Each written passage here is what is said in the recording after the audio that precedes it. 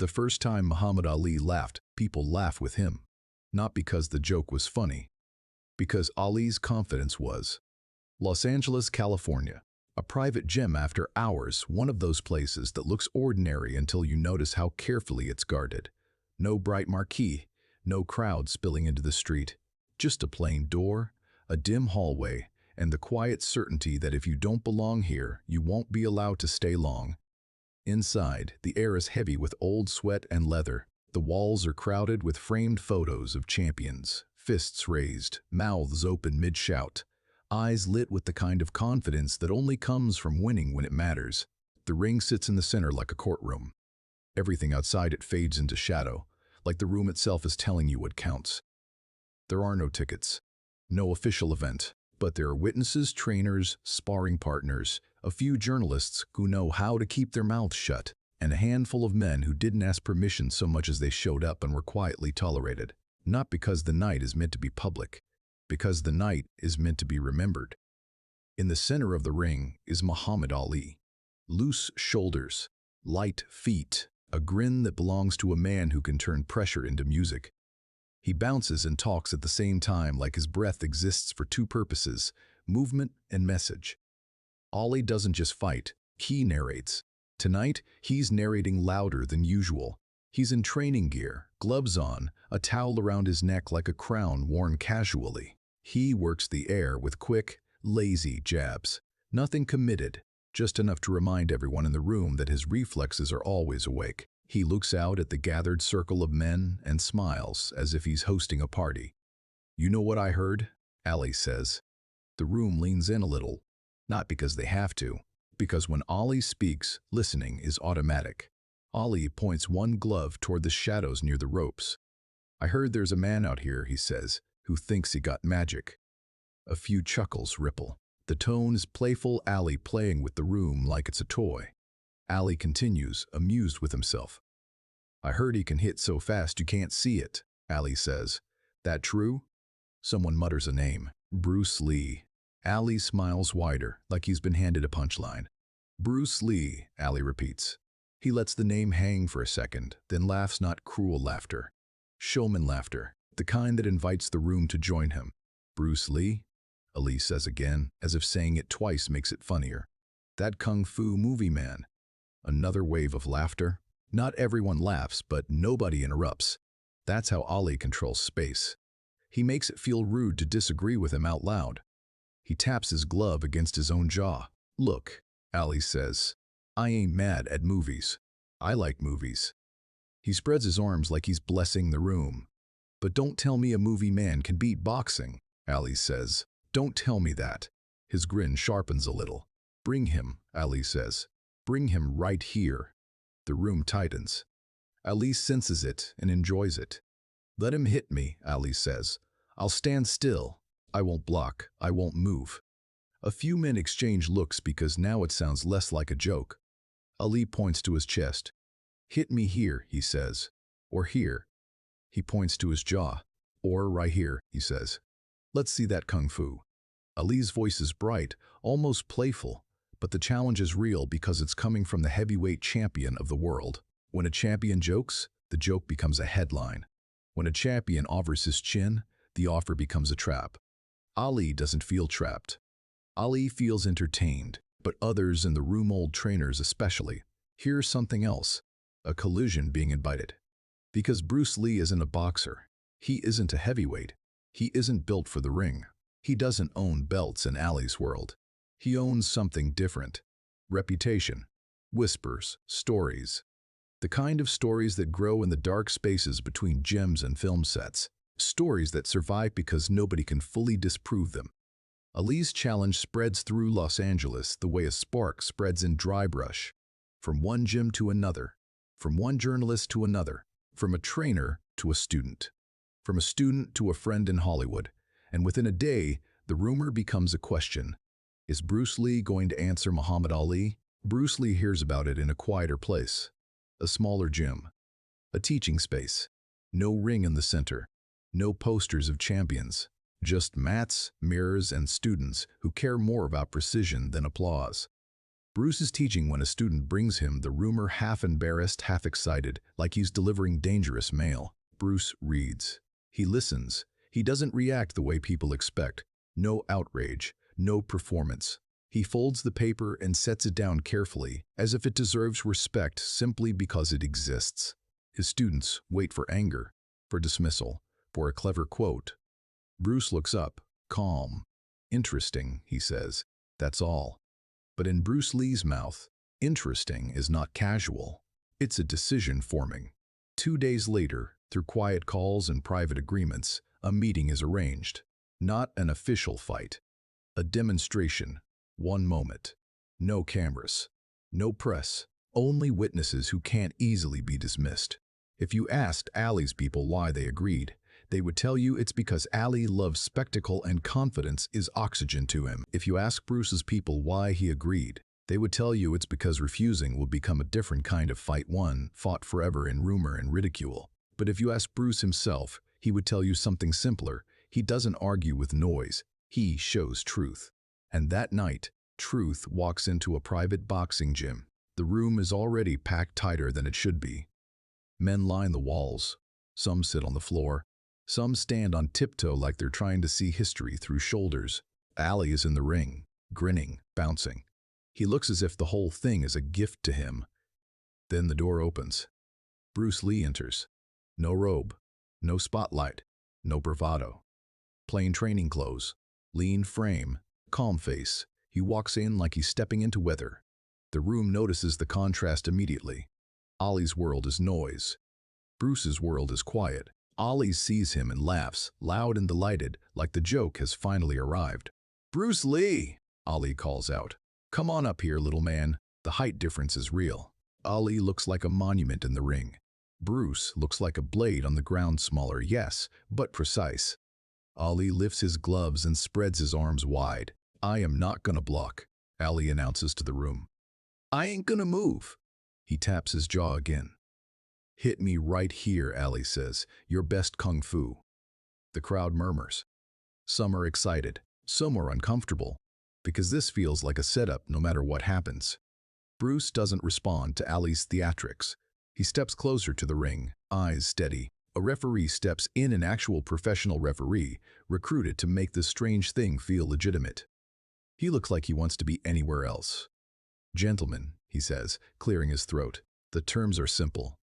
He looks at Ali. Mr. Ali will not defend. No blocking, no evasion. He looks at Bruce. Mr. Lee will deliver one strike. After the strike, the demonstration ends. He hesitates. "Are we clear?" Ali nods, smiling. Bruce nods once. The referee steps aside. Ali drops his guard completely. His arms hang loose, gloves near his thighs. His chin is open. His torso is exposed. He's offering himself to the room like proof of courage. It's arrogance. It's showmanship. It's Ali. Bruce steps up onto the apron, then into the ring. The ring floor feels different under his feet, not because it's special, but because it represents a language Bruce does not speak. Boxing is a language, so is martial arts. Most men argue about which language is superior without ever learning the grammar. Bruce doesn't argue, he listens. He stands in front of Ali and doesn't raise his hands. No guard. No stance that screams, "Fighter." Just a man standing there with his breath under control. For a moment, the room is confused. Ali's grin softens slightly. The silence stretches. 3 seconds. It doesn't sound long, but in a room full of fighters, 3 seconds is an eternity. It's enough time for doubt to be born. People shift. Someone clears their throat. A thought forms in the crowd. Is Bruce hesitating? Ali tilts his head. "What you waiting on?" Ali asks, still smiling, but quieter now. Bruce doesn't answer. He takes one small step closer. Not dramatic. Just enough to change the air. Ali's grin fades a fraction. Because Ali knows distance. Ali knows timing. Ali knows when an opponent is close enough that something can happen before you're ready to admit it. Bruce's eyes remain steady. And then Bruce moves, not like a boxer. No wind-up, no shoulder twist screams intention. Just a sudden, clean motion so short it barely looks like motion. His fist travels a small distance and lands under Ali's sternum. The solar plexus. The strike makes a sound that is not a thud. It's a snap. Sharp, precise. Ali's body reacts instantly, not theatrically, not the way a man reacts when he wants the crowd to see him hurt. The reaction is private, involuntary. Ali's knees buckle. His arms twitch downward, as if his body is looking for support. It refuses to admit it needs. Ali's mouth opens. He tries to inhale. Nothing. It's not pain the crowd sees first. It's surprise. The surprise of a man realizing his own body has stopped listening. Ali stumbles down to one knee, then both knees. The heavyweight champion is kneeling on the canvas, eyes wide, hands braced against the floor like the floor is the only honest thing left in the room. The gym goes quiet. Not anticipation quiet, witness quiet, because everyone in that room knows what it looks like when a man is acting and what it looks like when a man's system is shutting down. Ali tries to breathe again. His diaphragm spasms. His body locks. His brain is awake. His pride is awake. But his lungs are not cooperating. A trainer outside the ropes whispers, "Oh no." The referee drops down beside Ali, suddenly not a referee but a concerned adult. "Champion," he says, voice tight. "You all right?" "You breathe?"